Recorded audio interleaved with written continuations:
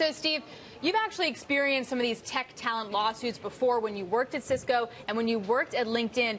What are these lawsuits really about? Well, for it to get to the point where it's actually a lawsuit that hits the court, it's usually followed a lot of communications and a lot of attempts for the two companies to work something out. So clearly there is a massive disagreement for it to get to this point. And for Jawbone to actually take this action, which is pretty serious because it sends a message not just to the market and to Fitbit employees, but also to their own employees that, hey, if you're going to go to a competitor, it's going to get serious. And what's particularly interesting in this case, I find, is that they're not, at this point, going after the individuals who seem to have or being accused of taking the information. They're actually going after Fitbit directly. Yeah, that's a good point. Katie, what do you make of that and sort of the history between Jawbone and Fitbit? Like, we all know that Samsung and Apple hate each other and also work together, right? So what's the relationship with these guys? Well, they really are just pure rivals, and I think that both of these companies are under the gun. You have Samsung Gear coming out, Apple Watch coming out, Android doing a lot of innovative things with software and watches as well. So the question is, will any of us be wearing fitness tracking wearables in the future? So Fitbit wants to have its IPO very quickly, come out strong, show that they're profitable. I believe they make 41 cents a share if you look at their prospectus.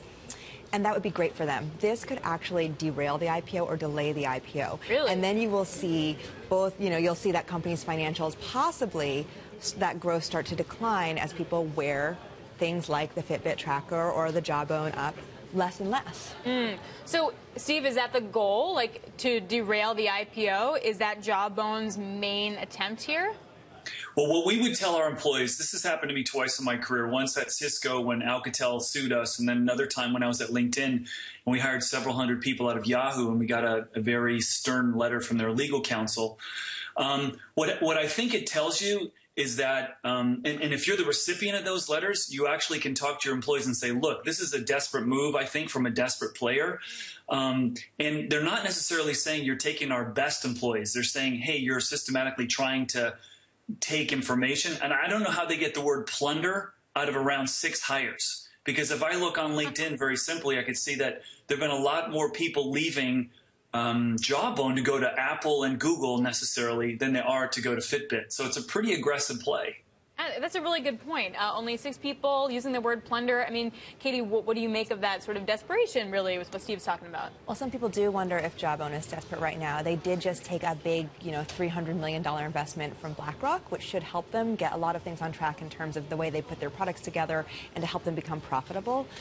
But it wasn't a straight-up equity investment. It was actually a convertible loan. And so because it's a loan, there's a lot of structure around it, and BlackRock has a big say in how Jawbone operates. And people wonder, would a company take that kind of deal if they were in great condition? Why wouldn't they just take more equity? Yeah, that's a really good point. And the irony, though, is that Jawbone's supposed to be a pretty good place to work, right? I mean, sure. Is that the deal? It's not a terrible place. People don't hate it. They don't want to leave. No, I think it's a Silicon Valley company, so it probably has all of the perks with a great startup, including, free food and a really cool office and interesting and motivated colleagues. So but the company overall, I think people say, well, it's been going since 1999. They still haven't had an IPO. They've raised $700 million in that ballpark in funding. Where's their IPO? Where's their exit? Why aren't they profitable? Hence the pressure. Hey, Steve, what can be the backlash for these kind of suits, say, on the companies like a Jawbone who bring them? Sure. So, Alix, there's no doubt it's still a real huge war for talent out here in the Valley, and it has been for the last 5 years, and it's super white hot. And I think what's really interesting is an organization, to get to this point, usually you want to focus on, I want to be a great place where people want to stay and not want to leave. And now you've taken this really aggressive position. I think it does show a bit of a vulnerability that Jawbone may be feeling right now, because you don't want to get to that point where your employees are now. See, the ripple effect inside Jawbone right now is that they're going to have to clamp down on what information is shared with whom, and the creative idea flow is going to be hampered. That's a big concern I've got if I'm an investor looking at Jawbone. Like, if they're really worried about people leaving, now they're going to be really worried about intelligence leaking, and all kinds of draconian lockdown, password protected stuff's going to start happening.